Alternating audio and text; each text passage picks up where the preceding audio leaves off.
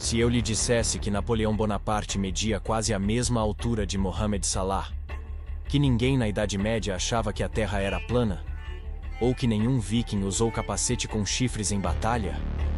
Pois é. Boa parte do que contamos umas às outras sobre a história é, na verdade, fruto de equívocos, propaganda ou simples descuido que foi repetido até virar verdade. Hoje, nos próximos 10 minutos, vamos desmontar alguns dos mitos mais populares. As mentiras da história que todo mundo acredita. Prepare-se para ver ícones caírem, dogmas serem questionados e, de quebra, descobrir como esses enganos surgiram e por que continuam vivos até agora. A história não é um museu de fatos imutáveis. É uma narrativa em constante revisão.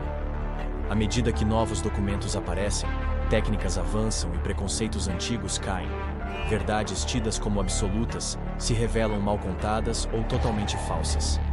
Mas por que certas versões resistem, mesmo quando as evidências gritam o contrário? Porque histórias simples, dramáticas ou engraçadas fixam melhor na memória coletiva do que explicações nuançadas. E porque, às vezes, há interesses políticos, culturais ou econômicos em mantê-las. Neste roteiro, vamos examinar 8 mentiras históricas campeãs de audiência, explicar como nasceram, quem as alimentou e qual é a realidade por trás delas. Mentira 1. Na Idade Média, todos acreditavam que a Terra era plana. Imagine monges medievais olhando mapas toscos e temendo despencar na beirada do mundo. Parece cena de desenho animado, mas não aconteceu. Desde os gregos, sabe-se que a Terra é redonda.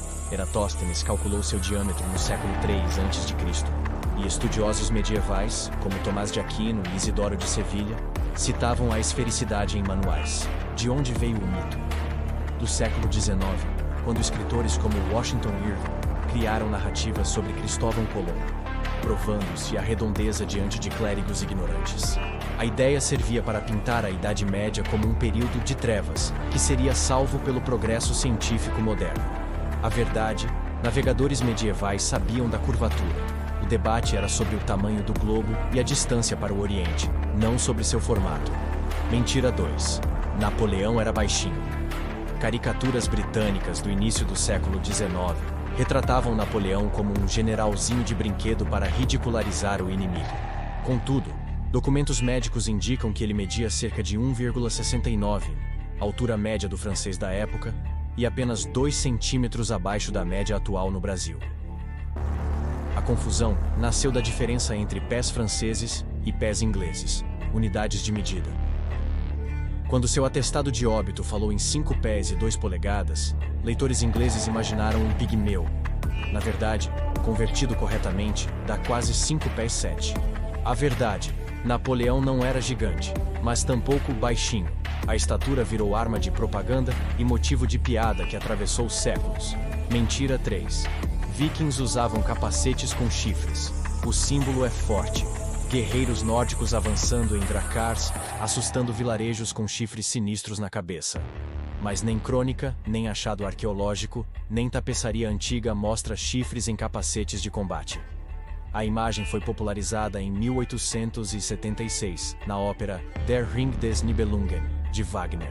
O figurinista Karl Emil Doppler precisava criar um visual épico e inventou os chifres para o palco. Artes visuais do romantismo adotaram o modelo, e Hollywood consolidou. A verdade, capacetes vikings típicos tinham estrutura simples de ferro ou couro, às vezes máscara nasal. Chifres só aparecem em contextos cerimoniais pré-vikings, datados de bronze, séculos antes. Mentira 4. Cristóvão Colombo descobriu a América e provou que a Terra era redonda. Colombo jamais pisou na América continental do Norte. Acreditou até a morte ter alcançado ilhas do Sudeste Asiático. Os próprios vikings visitaram a Terra Nova 5 séculos antes dele.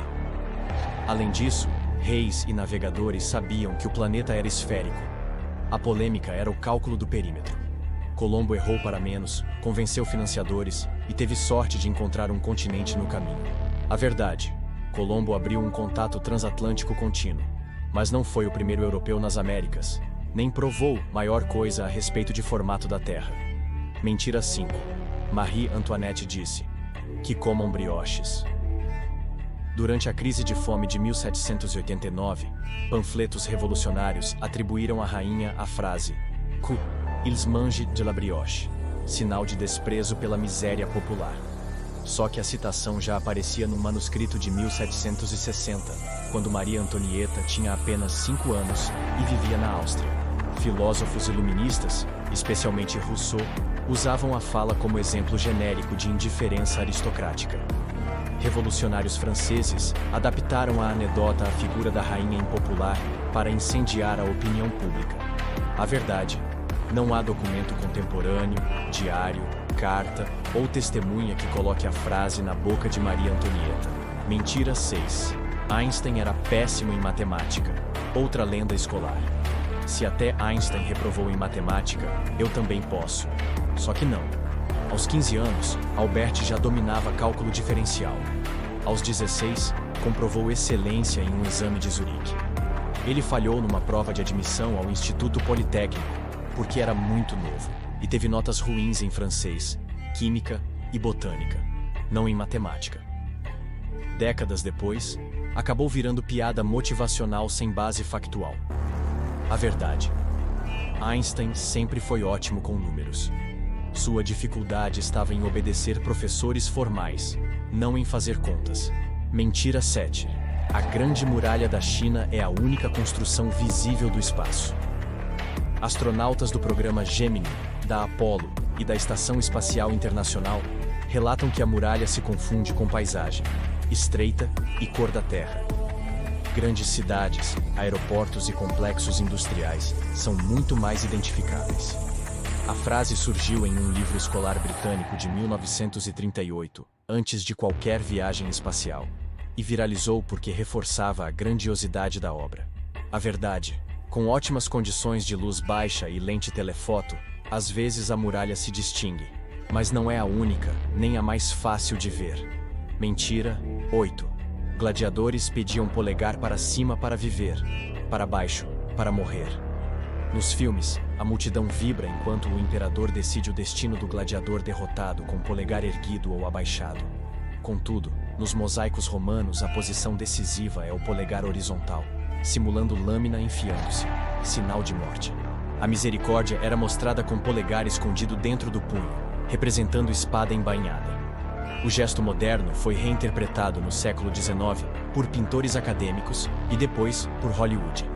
A verdade: ninguém sabe ao certo os códigos precisos, mas não há evidência que polegar para cima significasse vida na Roma antiga. Por que essas mentiras sobrevivem? Simplicidade versus complexidade. É mais fácil decorar uma caricatura do que um tratado cheio de poréns. Nacionalismo e propaganda. Países moldam narrativas para exaltar heróis e ridicularizar rivais. Educação desatualizada.